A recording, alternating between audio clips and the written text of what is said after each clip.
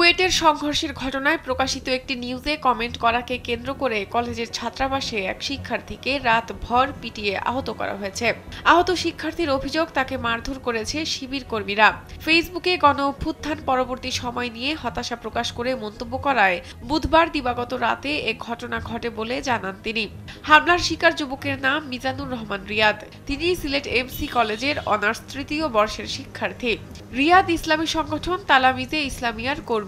রিয়াদ জানান, হামলাকারীদের তিনি আগে থেকে চেনেন। অভিযোগ করেন 4 জন রড দিয়ে তার পা থেকে মাথা পর্যন্ত বেধড়ক পিটিয়েছে। গুরুতর আহত সেই শিক্ষার্থী Sylhet MAG Osmani medical college হাসপাতালে চিকিৎসাধীন রয়েছেন। যদিও সিলেট মহানগর ছাত্র শিবিরের সভাপতি শাহিন আহমদ এই ঘটনার সাথে তার সংগঠনের সংশ্লিষ্টতা নেই বলে দাবি করেন। Sylhet metropolitan police commissioner Mohammad Rezaul Karim জানান, এ ব্যাপারে কোনো অভিযোগ পাননি। আমি এমসি কলেজ থেকে বা কলেজ কর্তৃপক্ষ থেকে অথবা ভুক্তভোগীর কারো পক্ষ থেকে এখন পর্যন্ত এই ধরনের কোনো সংবাদ আমি পাই নাই। আমাদের রাত্রেবেলায় তারা টহল বাড়ি গিয়েছিল, তাদের জিজ্ঞাসা করে তাদের কাছে এই ধরনের কোনো তথ্য পাই নাই। এক্ষেত্রে এই ঘটনাটা ছাত্র শিবির কোনো লাখান দায়ী নয় বা ছাত্র শিবির কোনো লাখানোর সম্পৃক্ত নয়। আমাদের পক্ষ থেকে এখন আপাতত কোনো কমিটি হয় নাই, বিষয়টা আমরা এখনো পর্যবেক্ষণে রাখছি।